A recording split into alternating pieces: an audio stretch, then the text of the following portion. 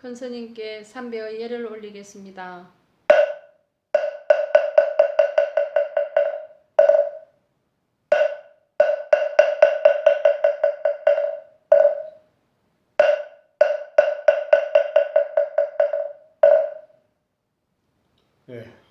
반갑습니다.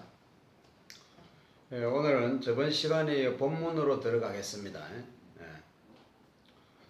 오늘 건강경 세 번째 강의를 할 차례죠.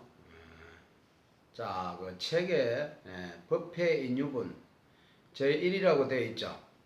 되어 있습니까? 건강경의 법회 인유분 제1이라고 되어 있고, 그 다음에 보면 선행기천분이라고 되어 있죠.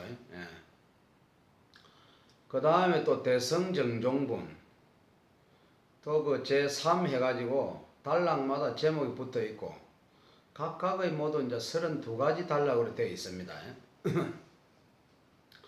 그래서 건강경이 그 32분으로 나누어져 있습니다. 그렇죠? 이 건강경 32분이 누가 만든 것인가 하면, 건강경이 원래 이제 한역본으로 모두 이제 6종으로 되어 있습니다. 그렇죠? 6분의 한역본이 있는데, 그 중에서 공부하는 것이 어느 스님께서 번역하신 것이다? 구마라집 스님께서 번역하신 것이고, 자, 구마라집 스님께서 번역하신 건강경을 32분, 32단락으로 했는데, 이 단락을 만드신 스님이 누구시다? 소명태자죠. 저번 시간에 배웠죠. 자, 소명태자가 누군가 하니, 중국 남북조 시대에 양나라라는 나라가 있었는데, 이 양나라 불심천재라 불렸던 황제, 이름이 양무제가 이제 불심이 아주 깊어가지고 양무제라고 불렸다 이 말입니다. 이 양무제의 장남이 누구였는가 하면 바로 소명태자입니다. 이 소명태자가 굉장한 천재였다고 합니다. 무엇이었다? 천재, 엄청난 천재였다고 해요. 그런데 이 소명태자가 굉장한 천재였음에도 문학적인 재능이 굉장히 뛰어났다고 합니다.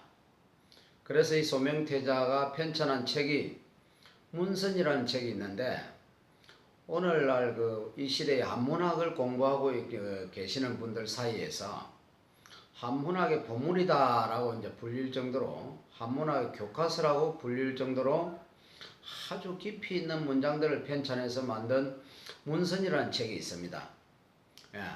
이 정도로 문학적 재능이 이제 뛰어났던 소명태자가 불법에 이제 깊이 이제 기여를 하게 됩니다. 그 당시 당나라에 뛰어난 법사 스님들과 토론을 벌일 정도로 굉장히 불법에 깊은 조화를 지니게 됩니다. 이와 같은 양나라 소명태자가 건강경을 열심히 독송하고 건강경을 열심히 공부해가지고 건강경을 후학들이 쉽게 이해할 수 있도록 32가지의 단락을 만들어서 각각의 단락에다가 제목을 붙이게 됩니다. 그래서 오늘날 우리가 보고 있는 건강경은 구마라집 스님이 번역을 하셨는데, 원래 이 32단락으로 되었던 것이 아니고, 그럼 누가 32단락으로 나누었다? 양나라 양무제 소명태자가 이렇게 건강경을 32가지로 구분해서 후학들이 공부할 수 있게끔 정리를 해 놓았다 이 말입니다. 자, 그래서 이 32가지로 이 단락을 만든 이 건강경에 대해서 그 뒷사람들에게 여러가지 이제 평가를 받게 됩니다. 어떤 분은 소명태자가 건강경을 32가지 단락으로 나누어서 오히려 건강경의 내용을 이해하기가 굉장히 쉬워졌다고 말씀하시는 분도 있는가 하면은, 어떤 분은 원래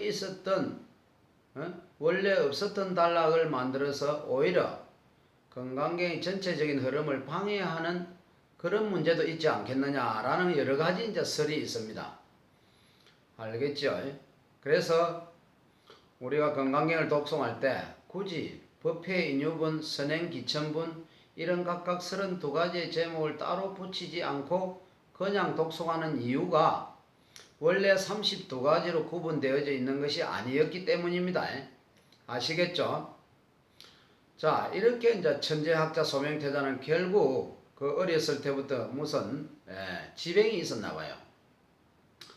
그래서 그 31살 그 무렵에 세상을 떠나게 됩니다. 그래서 이 소명태자는 비록 이 속가에서 짧은 수명을 맞이하여 세상을 떠나게 됩니다. 소명태자의 그 문학적 재능이라든가 소명태자의 깊은 이제 불교적 조화로 인해서 오늘날에도 이제 소명태자의 이름이 불교계나 문학계에서 널리 알려져 있다는 것을 불자 여러분들도 이왕이면 기본적으로 알고 있어야 될 일이 아니겠나 해서 말씀을 드리는 겁니다. 알겠죠? 자, 법회 인유분이라는 부분이 나오네요. 법회 인유분. 제1은 법회가 이루어진 원인이라는 뜻이 되겠습니다. 무슨 뜻이라고요? 법회가 이루어진 원인. 그래서 법회 인유분. 법회라는 것은 부처님의 가르침을 전달되어지는 모임, 장소를 뜻합니다. 그래서 부처님께서 말씀하시길 부처님의 법문을 듣는다는 것은 부처님의 법문이 귓가를 스칠 때 그 내용을 알든가 모르든가 이해하든가 못하든가 그냥 귓가를 스치는 것만 해도 무엇이 생긴다? 공덕이 생긴다고 했습니다. 부처님의 그 법회에 모여서 부처님의 법문을 들을 수 있다는 것은 강력한 선업과 공덕이다라는 것을 여러분들이 이해하셔야 됩니다. 자, 그러면 우리가 여기서 여시아문이라는 뜻을 한번 펼쳐볼까요? 자, 여시아문이라고 나오죠. 여시아문이 어떤 뜻이 있다고 했죠? 이와 같이 나는 들었다라는 뜻이 되겠습니다. 그러면 오늘은 한번 여시아문까지만 이것을 간단하게 한번 살펴보는 시간을 갖도록 하겠습니다. 자, 여시아문이라는 표현을 썼을 때 자, 이와 같이 나는 들었다. 여기서 이와 같이 나는 들었다 할 때 아는 누구를 뜻하는 겁니까? 그렇죠. 안한 존자를 뜻하는 것입니다. 안한 존자. 이와 같이 나는 들었다 했을 때 자, 아자는 바로 안한 스님을 뜻하는 것입니다. 그래서 안한 스님은 부처님의 10대제자 중에 한 분이다. 자, 부처님 밑에서 깨달으신 출중하신 큰 스님들, 출중한 제자들이 굉장히 헤아릴 수 없이 많은데 그 중에서 특별히 또 역사적으로 널리 존경받고 부처님의 제자로서 널리 큰 덕을 이루신 특별히 뛰어나신 10분의 제자들을 따로 모아서 10대 제자라고 합니다. 그래서 꼭 10대 제자가 아니다 하더라도 훌륭한 제자가 많은데 어쨌거나 후학들이 부처님의 이제 제자 중에서 따로 또 특출한 10대 제자라는 것을 따로 이제 상정을 하게 됐는데 여러분들 10대 제자 다 아시죠? 다 아시는데 불제자라면은 10대 제자 암기하고 있어야 된다 그랬죠? 이해하고 있어야 됩니다. 그래서 10대 제자를 다시 한번 10대 제자가 누군가에 대해서 우리가 한번 그 이름을 한번 호명해 보겠습니다. 자, 첫째가 지혜제일사리불, 둘째가 신통제일목걸련, 자, 세 번째는 투타제일마하가섭이 되겠습니다. 누구라고요? 마하가섭. 자, 네 번째가 해공제일수보리요. 금강경에서 부처님께 대화를 나누는 분이 누구죠? 수보리죠. 공사상을 누구보다 잘 이해하는 제자다 해서 해공제일수보리. 그 다음에 다섯 번째가 그렇죠. 설법제일불운하존자. 자, 그 다음에 또 여섯 번째 논의제일가전년. 부처님의 어려운 가르침을 그 누구보다도 아주 명쾌하게 해석을 한다 해서 논의제일가전년 존자다. 일곱 번째는 천안제일안하율. 그 다음에 여덟 번째는 지계제일우바리. 지계제일우바리 존자. 아홉 번째는 밀행제일라올라. 밀행제일라올라. 마지막이 누구시죠? 다문제일안한존자. 부처님의 말씀을 많이 들었다라는 말입니다. 그래서 건강경에서 말하는 여시야문 했을 때 아가 누구를 뜻한다? 나를 뜻한다. 나라고 표현되어진 이것이 바로 안한존자를 말하고 있다는 것을 머릿속에 쏙쏙 여러분들이 정리를 하셔야 됩니다. 아시겠죠? 그래서 다문제일 안한존자. 자, 그래서 안한존자를 말할 것 같으면은 부처님의 사촌 동생이라고 합니다. 무슨 동생? 사촌 동생. 유전자가 뛰어나야 유전자가 뛰어난 유전자를 또 이제 받았습니다. 부처님의 다 사촌 동생이고, 부처님하고 이제 외모가 비슷해서 굉장히 잘생겼다고 합니다. 그리고 이제 부처님 당시 그 제자들 중에서 가장 비구니들에게 인기가 가장 많았던 제자가 누구였다? 아난 스님이었답니다. 그래서 왜 아난 스님 비구니에게 인기가 많았냐 하면은 부처님께서 원래 비구니 여자를 출가시킬 마음이 없었던가 봐요. 없었는데 아난 스님이 부처님께 3번을 간청하고 간청해서 비로소 부처님께서 여자를 출가시키고 비구니를 만들었습니다. 그래서 비구니들이 이제 출가할 수 있게끔 도와준 아난을 좋아했다라는 설도 있지만은 어쨌거나 아난 스님이 가장 인기가 많았던 것 중에 하나는 개인적으로 일단 잘생긴 외모가 아니겠느냐. 또 성격도 그렇게 부드러웠답니다. 성격 좋지 잘생겼지. 그러니 비구니 스님들이 많이 좋아했나 봅니다. 자, 그럼 여기서 과연 오해할 수 있는 게 부처님께서 과연 여자를 술화시키지 않으려고 하는 부분에서 사실 전에 다른 해석이 있습니다. 옛날에 이미 남방불교나 다른 어떤 논서에서 이미 역대 모든 부처님들은 사부대중이라는 게 있었습니다.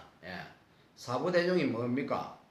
비구, 비구니, 우바셰, 우바이, 남자 스님, 여자 스님, 남자 신도, 여자 신도, 사부대중이 이렇게 있었기 때문에 역대 모든 부처님께서 사부대중이 있었기 때문에 서가모니 부처님도 비구니를 안 만들려고 하신 게 아니다.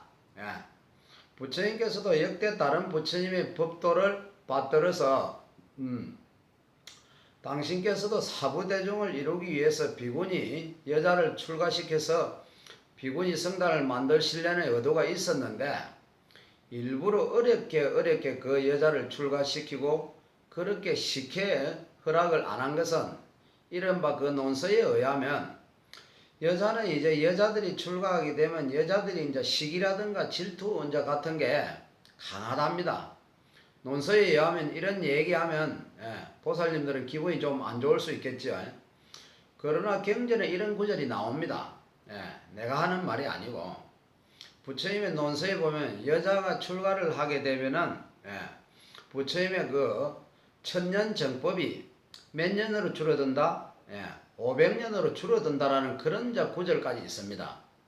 그래도 부처님 경전에 나온 건데 우리가 가볍게 생각하면 안 됩니다. 그래서 부처님께서 일부러 이렇게 여자를 어렵게 출가시켜서 이 비구니 스님들이 이렇게 우리가 어렵게 출가했으니까 다 열심히 정진하자 하는 마음을 일으키기 위해서 부처님께서 일부러 이렇게 여자들을 출가시켜서 비구니 성단을 만드는 것을 일부러 어렵게 하셨다 하였고 더 열심히 정진하라는 그 채찍질이다 라고 이제 생각하면 되겠습니다. 자, 이와 같은 관점에서 봤을 때 우리 아난스님 부처님의 사촌 동생이고 그리고 성격이 아주 부드럽고 그리고 잘생겼고 그리고 비구니들이 여자들이 출가해서 비구니 성단을 만드는데 결정적인 역할을 하셨던 그런 스님이시다라는 것을 우리가 생각해 볼 수 있습니다.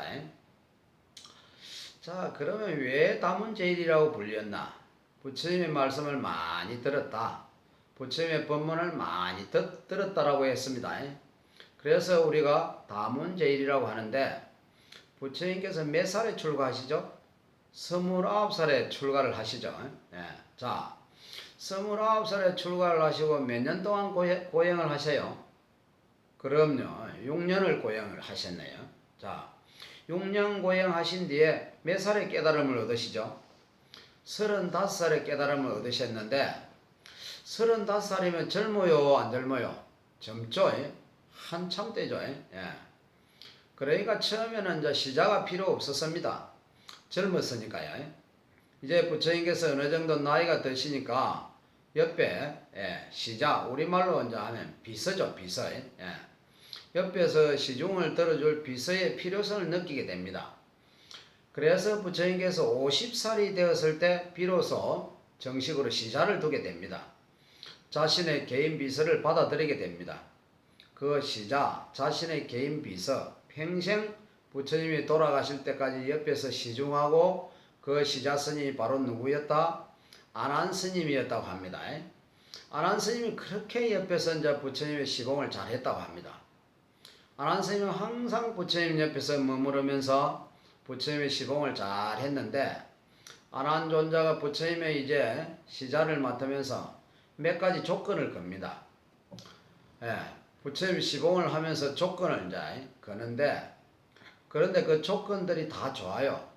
여러 가지 조건을 거는데 그 8가지 조건이 무엇이냐 하면 자 8가지 조건 중에서 가장 중요한 것 이거 하나만 이제 기억해 두시면 되겠습니다.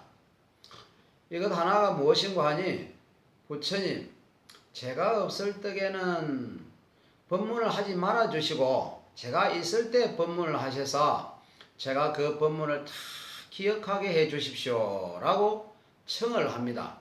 아시겠죠? 그래서 다문제일입니다. 그래서 부처님의 법문을 다 이렇게 듣게 됩니다. 자, 이와 같이 부처님의 법문을 가장 많이 들었다라고 해서 다문제일이라고 부릅니다. 이 우리 안한존자로 말할 것 같으면 자, 여러분들 자꾸 이제 법문 듣다 보면 머리에 이제 들어와서 기억나요, 안 나요? 안 나요? 왜 안 날까요? 맞습니다. 업장이 두꺼워서 그렇습니다. 업장이 두꺼워서 자, 그런데 우리 안한 스님은 그 법문을 들으면 한 토시도 틀리지 않고 그것을 완벽하게 다 외웠답니다. 그래서 비유를 들기를 이쪽에 있는 컵을 저쪽에 있는 그 물을 옮길 때 한 방울의 물도 놓치지 않고 그 물을 완벽하게 다른 컵에다가 따르듯이 부처님께 그 들었던 법문 그 말씀을 한 토시도 틀리지 않고 완벽하게 그것을 기억하고 암송했다라는 그런 전설이 있습니다. 이와 같은 입장에서 봤을 때 우리 안한존자가 얼마나 지혜롭고 총명한 것을 알 수가 있습니다. 그래서 여시야문 나는 이와 같이 들었다 했을 때 나는 안한존자를 뜻하는 거니까 이것은 안한존자가 들었던 부처님의 말씀을 암송하는 것이구나 라는 것을 우리가 미루 헤아릴 수 있겠습니다. 자, 그래요.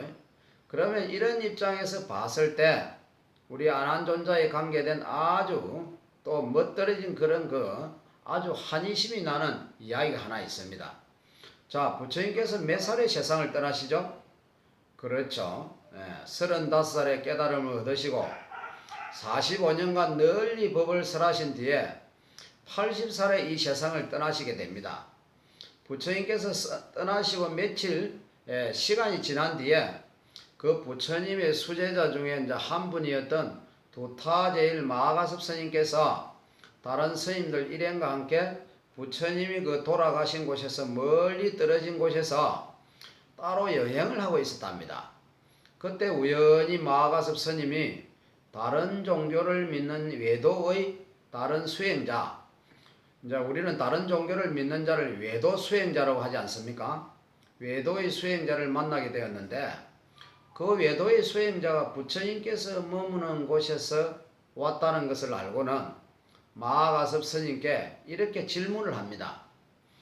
우리 스승님 서가모니 부처님께서는 몸이 건강하고 안녕하십니까? 라고 마하가섭이 질문을 던지니까 그 외도의 종교자가 깜짝 놀라면서 아니 당신네들의 스승인 서가모니 부처님께서 며칠 전에 세상을 떠나셨는데 아직도 그것을 모르고 있습니까? 라고 이제 대답을 하니까 그 대답을 들은 마하가섭과 그때 그 자리에 있었던 다른 스님들 수행자들이 모두 깜짝 충격을 받는 겁니다. 그런데 이제 이 마가섭은 스님은 이미 깊은 번뇌와 욕망이 사라지신 아라한의 성자의 길에 들으셨기 때문에 마음이 흔들림이 없었지만은 아직 깨달음을 얻지 못했던 다른 스님들이 그 자리에서 부처님께서 세상을 떠났다는 소리를 듣고 하늘이 그냥 무너질 듯한 그런 슬픔을 느끼면서 눈물을 흘리면서 대성통곡을 합니다. 그때 수바따라는 제자가 있었습니다. 수바따라는 스님이 있었는데 굉장히 나이가 많았답니다. 나이가 이제 많은 늦게 출가하신 스님이라고 합니다.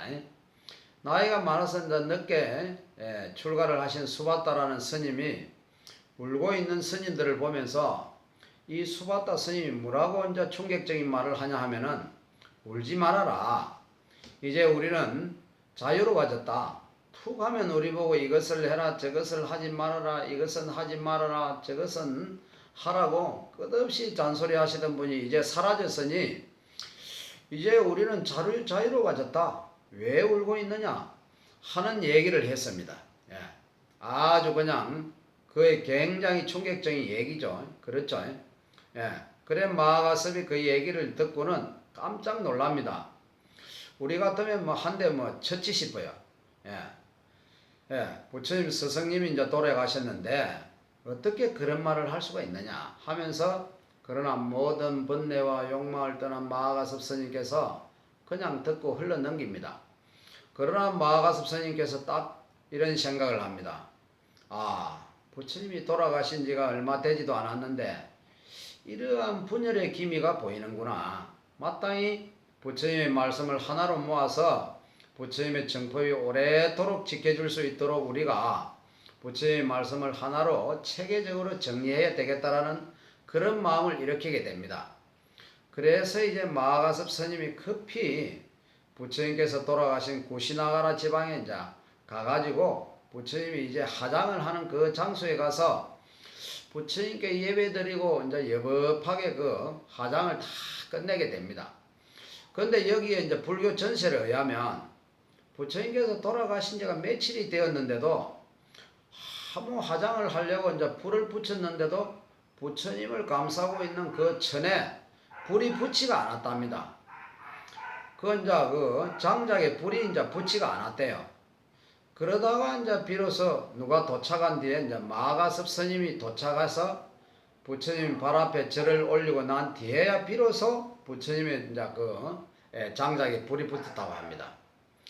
그러니까 부처님께서는 돌아가셔도 사실 돌아가신 게 아니다라는 것을 우리가 미루어 짐작할 수가 있습니다. 그러니까 부처님께서 세상을 떠나셨다는 말은 육신의 몸을 버리셨다는 말이지 우리 중생들이 이제 죽듯이 그렇게 사라지셨다는 그런 의미가 아님을 여러분들이 공부를 하면서 부처님이 열반에 들어가셨다는 그 열반의 세계가 무엇인가에 대해서 깊이 참고해 보셔야 됩니다. 자, 이런 입장에서 우리가 이 불교 공부를 열심히 한번 해봐야 되겠습니다. 자, 그래서 가섭스님 부처님의 하장이 여법하게 끝나는 것을 보고 많은 스님들을 모시고 다음과 같이 계리를 합니다. 부처님의 정법이 이대로 가다가 무너질까 두렵습니다. 그러니까 우리 이제 깨달은 500명의 아라한 아시죠? 아라한. 모든 욕망과 번뇌가 사라진 완전한 깨달음의 경지에 이른 분들을 우리가 뭐라고 부른다? 아라한이라고 부릅니다. 그래서 우리가 이제 절에 가면 나한전이라고 있죠. 이 나한전이 아라한의 준말이 되겠습니다. 그러니까 이제 나한전은 욕망과 번뇌가 사라진 완전한 깨달음을 이루신 정각을 만들어 놓으신 곳을 이제 나한전이라고 부릅니다. 500명의 아라한이 모여 마땅히 부처님의 정법이 오래도록 지켜질 수 있도록 우리가 부처님의 말씀을 하나로 모아서 그것을 이제 결집합시다 라고 발의를 하게 됩니다. 그리고 이제 그 뜻을 같이 하는 모든 욕망과 번뇌가 사라지신 499명의 아라한이 모이게 됩니다. 몇 분의 아라한이 모이게 된다? 499명의 아라한이 모이게 됩니다. 그러면 이제 마지막 한 명 500명의 아라한이 모여야 되는데 한 명의 아라한이 부족했을 때 그 다음에 499명의 아라한들이 한결같이 누구를 찾는가 하면은 안한존자를 찾습니다. 예, 안한존자는 오래도록 부처님의 옆에서 시봉을 들었고 부처님의 법문과 말씀을 이제 가장 많이 듣고 기억하고 있는 제자입니다. 마땅히 부처님의 말씀을 결집하자면 누가 빠져서는 안 된다? 안한존자가 빠져서는 안 됩니다. 예. 그것을 누가 강력하게 반대했다? 마하가섭 이제 스님이 이제 반대를 합니다. 마하가섭이 안한존자는 깨달음을 얻었다 못 얻었다? 얻지 못했다. 안한존자는 아직 아라한이 아니다. 부처님의 깨달음의 경지를 우리는 부처님께서 깨달으신 그 세계를 말씀하신 그 세계를 경전으로 결집하고자 하는데 어찌 깨달음을 얻지 못한 아라한이 되지 못한 그 안한존자를 500명의 아라한 사이에 넣을 수가 있겠는가 하고 거절을 하시게 됩니다. 그리고 이제 안한을 핍박을 합니다. 그대는 완전히 용명을 소멸하지도 못했는데 번뇌에서 완전히 벗어나지도 못했다. 그대는 마치 여우와 같다라고 아주 극단적인 발언까지 합니다. 마하가섭 스님께서 안한은 여우와 같다면서 그대는 여기서 나가라, 어서 나가라 하면서 쫓아내버립니다. 그래서 안한 스님 이제 눈물로 펑펑 웁니다. 내가 계속 옆에서 부처님을 모시고 있을 때만 하더라도 부처님께서 오랫도록 사실 줄 알고 언젠가 나도 아라한이 되겠다라는 나태하고 게으른 마음으로 살다가 부처님이 돌아가신 뒤에 나는 깨달음을 얻지 못해서 이런 핍박을 당하는구나. 내가 마땅히 목숨을 놓아버리는 한이 있더라도 반드시 아라한가를 정득하겠다. 아라한의 깨달음을 정득하겠다고 서원을 세웁니다. 그리고 3개월 동안 치열하게 이제 수행을 합니다. 치열하게 수행을 하다가 3개월 정도가 되었을 때 이 안한존자가 굉장히 몸이 피곤합니다.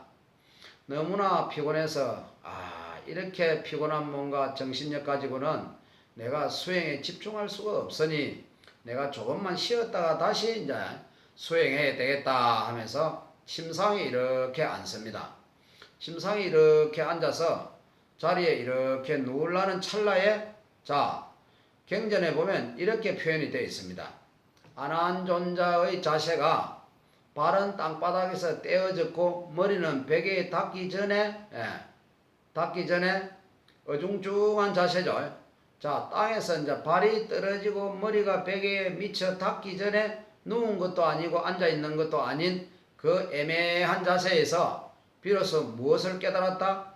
아라한가를 정득하게 되었다라고 나옵니다.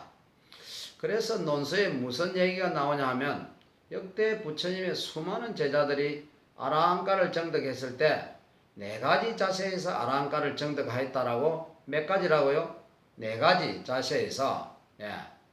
그 4가지 자세가 첫째는 앉아있는 자세, 둘째는 서있는 자세, 셋째는 걸어다니는 자세, 마지막 4번째는 누웠을 때 앉아있거나 서있거나 누워있거나 걷고 있을 때 깨달음을 얻었는데 유일하게 안한존자만 누운 것도 아니고 앉아있는 것도 아니고 서있는 것도 아니고 걸어다니는 것도 아니고 침상에서 누우려고 하는데 발바닥은 땅에서 떨어지고 머리는 베개에 닿기 전에 그 애매한 그 자세에서 무엇을 정득하였다? 아라한가를 정득하였다.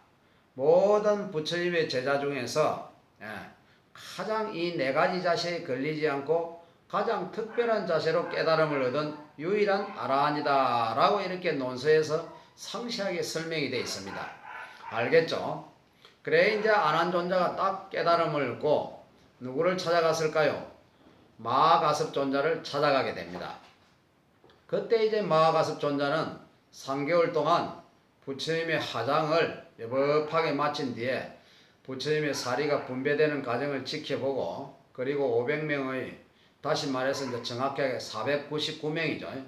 499명의 아라한들이 모여서 부처님의 말씀을 결집하기 위해서 그 당시 왕사성의 왕이었던 그분에게 이제 치력굴이라는 동굴을 빌려서 지원을 받아 이제 완벽한 그런 준비 속에서 부처님의 경전을 결집하려는 모든 준비가 끝난 상황이었습니다.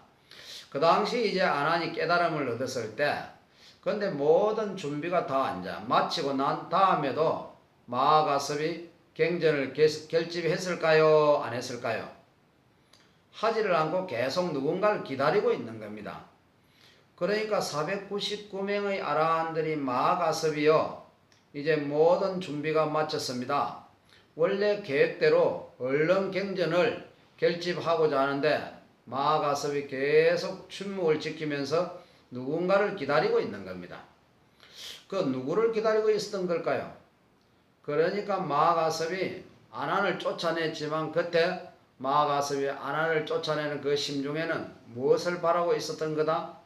아난이 빨리 깨달음을 얻어서 돌아와야 된다는 것을 믿고 의지하고 기다리고 있었던 겁니다. 그래서 기다리던 아난이 짠 하고 나타납니다. 그때 마하가섭이 멀리서 오는 아난을 보고 딱 보는 순간, 아, 아난이 비로소 욕망에서 벗어나고 번뇌가 소멸되고 완전한 깨달음을 얻은 아라한이 되어서 돌아왔구나 하는 것을 딱 직감하게 됩니다.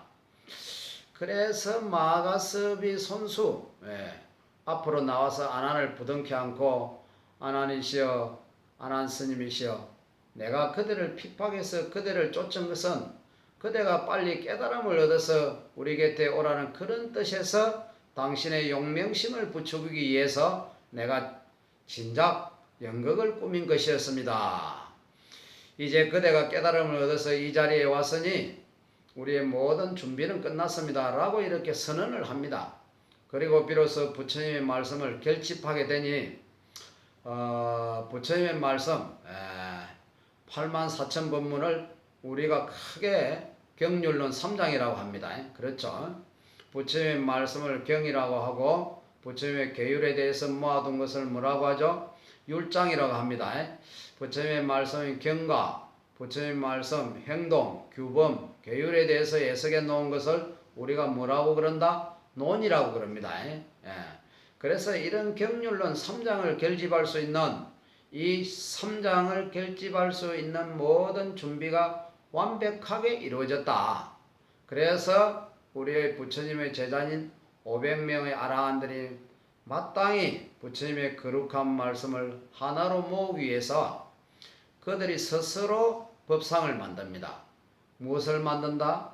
법상을 마땅히 법을 설할 때에는 무엇을 차려야 된다? 법상을 차려야 된다. 그래서 500명의 아라한들이 자신들이 가지고 있는 이 스님들의 상징인 가사를 하나하나 차곡차곡 접어서 500개의 가사를 만들어서 그것을 무엇으로